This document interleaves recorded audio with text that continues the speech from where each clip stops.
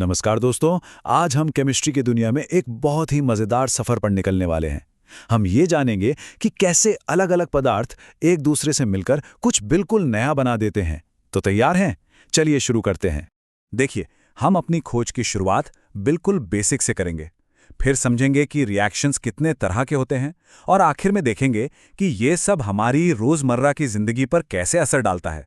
ये सफ़र वाकई में काफ़ी दिलचस्प होने वाला है। अच्छा, तो इससे पहले कि हम रिएक्शंस के अलग-अलग प्रकारों में जाएं, ये समझना बहुत ज़रूरी है कि आखिर एक केमिकल रिएक्शन होता क्या है। तो सबसे आसान भाषा में कहें तो हमारे पास होते हैं अभिकारक यानी रिएक्टेंट्स, जो रिएक्शन में हिस्सा लेते हैं, और वे बदल जाते हैं उत्पाद यानी प्रोडक्ट्स में, जो पूरी तरह से नई चीज़ें होती हैं। और हाँ, ये जो छोटे अक्षर हैं ना, S, L, G और AQ, ये बस हमें बताते हैं कि कोई पदार्थ ठोस है, तरल है, गैस है या फिर जलीय है, मतलब पानी में घुला हुआ, जैसे नमक का घोल।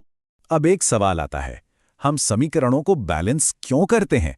देखिए, ये सिर्फ कोई नियम नहीं है, बल्कि ये प्रकृति का एक बहुत ही ज़रूरी सिद्धांत है, द्रव्यमान संरक्षण का नियम। इसका सीधा सा मतलब है कि आप किसी चीज़ को ना तो बना सकते हैं और ना ही नष्ट कर सकते हैं।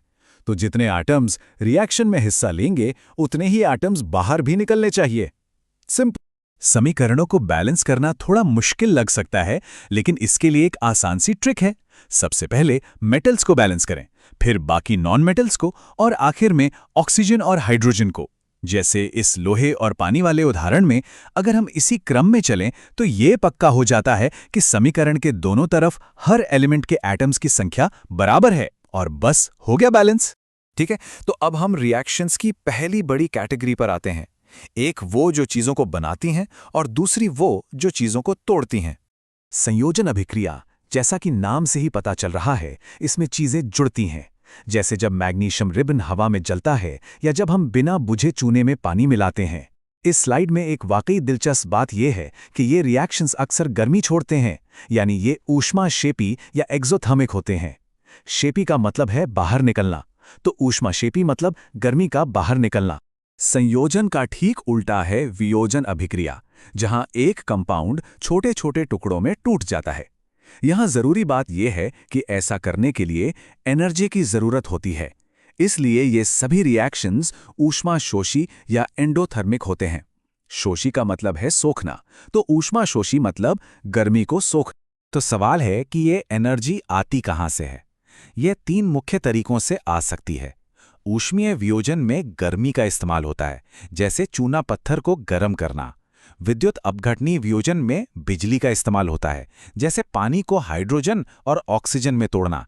और तीसरा है प्रकाश रासायनिक वियोजन, जिसमें प्रकाश का इस्तेमाल होता है, जिसका एक क्लासिक उदाहरण ब्लैक एंड व्हाइट फोटोग्राफी में इस्तेमाल होने वाला रिएक्शन है। चलिए अब आगे बढ़ते हैं और देखते हैं कि जब एलिमेंट्स अपनी जगह बदलते हैं तो क्या होता है। ये सब कुछ अदला बदली के बारे में है। विस्थापन अभिक्रिया का मूल सिद्धांत बहुत ही सरल है। एक ज्यादा ताकतवर या कहिए ज्यादा रिएक्टिव एलिमेंट आता है और एक कमजोर एलिमेंट को उसके कंपाउंड से बाहर निकाल देता है। आप इसे ऐसे सोच सकते हैं कि ए ने बी को उसकी जगह से हटा दिया। लेकिन हमें यह कैसे पता चलता है कि कौन सा एलिमेंट ज्यादा ताकतवर है? यहीं पर अभिक्रियाशीलता श्रेणी यानी रिएक्टिविटी सीरीज काम आती है। ये एक लिस्ट है जो एलिमेंट्स को उनकी रिएक्टिविटी के हिसाब से वर्गीकृत करती है। कोई भी एलिमेंट इस लिस्ट में अपने से नीचे के किसी भी एलिमेंट को उसकी जगह से हटा सकता है। अब द्विविस्थापन में एक एलिमेंट दूसरे को बाहर नहीं निकालता, बल्कि दोनों कंपाउंड्स अपने साथियों की अदला बदली कर लेते हैं। जैसे AB और CD मिलकर AD और CB बन जाते हैं। इन रिएक्शंस में अक्सर एक ठोस पदार्थ बनता है, जिसे हम अवक्षेप या प्रेसिपिटेट कहते हैं। इसे आप ऐसे सोच सकते हैं जैसे घोल में अचानक से कुछ सॉलिड चीज बन गई हो, जैसे इस उदाहरण में बनने वाला सफेद बेरियम सल्फेट। चलिए अब अपना ध्यान रिएक्शंस के प्रकारों से हटाकर उन असली ताकतों पर लगाते हैं जो इन्हें चलाती हैं, यानी एनर्जी में बदलाव और इलेक्ट्रॉन्स का ट्रांसफर। हमने इन शब्दों का जिक्र पहले भी किया है, लेकिन यहाँ एक सीधी तुलना है। ऊष्माक्षेपी रिएक्शंस गर्मी छोड़ते हैं, जैसे सांस लेना या किसी चीज का जलना। वहीं ऊष्माशोषी रिएक्शंस गर्मी को सोखते हैं, जैसा कि हमने सभी वियोजन अभिक्रियाओं में देखा। उन्हें होने के लिए एनर्जी की जरूरत होती है। कई रिएक्शंस के दिल में इलेक्ट्रॉन्स का लेन देन होता है, जिसे हम रीडॉक्स कहते हैं। इसके दो हिस्से होते हैं। ऑक्सीकरण का मतलब है ऑक्सीजन का जुड़ना या इलेक्ट्रॉन का निकलना, और अपचयन इसका ठीक उल्टा है।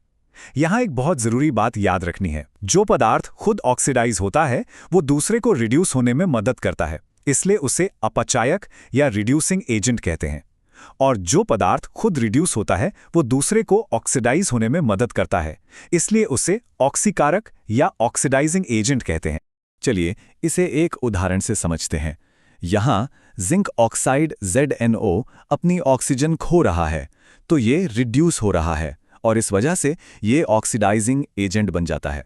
वहीं दूसरी तरफ कार्बन C उस ऑक्सीजन को ले लेता है, तो ये ऑक्सीडाइज हो रहा है और ये रिड्यूसिंग एजेंट है। ये बिल्कुल साफ दिखाता है कि कैसे ऑक्सीकरण और अपचयन हमेशा एक साथ होते हैं। अब जब हमने थ्योरी समझ ली है, तो चलिए इन केमिकल कॉन्सेप्ट्स को कुछ ऐसी रोजमर्रा की चीजों से जोड़ते हैं जिन्हें हम सब ने देखा है। संक्षारण यानी कोरोजन का मतलब है केमिकल रिएक्शंस की वजह से धातुओं का धीरे धीरे खराब होना। इसका सबसे जाना पहचाना उदाहरण है लोहे में जंग लगना। लेकिन आपने तांबे पर हरी परत या चांदी का काला पड़ना भी जरूर देखा होगा। ये सब हमारे चारों ओर हर वक्त होने वाली केमिस्ट्री ही है।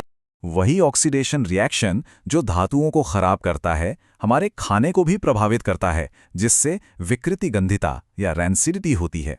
यह बस ये कहने का एक फैंसी तरीका है कि खाना खराब हो गया है और उसमें से अजीब गंध आने लगी है।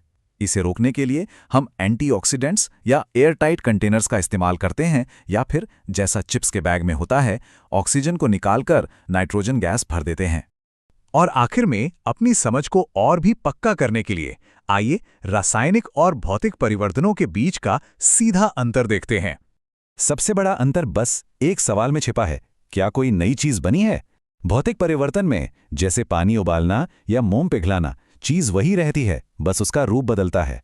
लेकिन रासायनिक परिवर्तन में जैसे कागज का जलना या दूध से दही बनना, एक केमिकल रिएक्शन होता है और हमें पूरी तरह से कुछ नया मिलता है।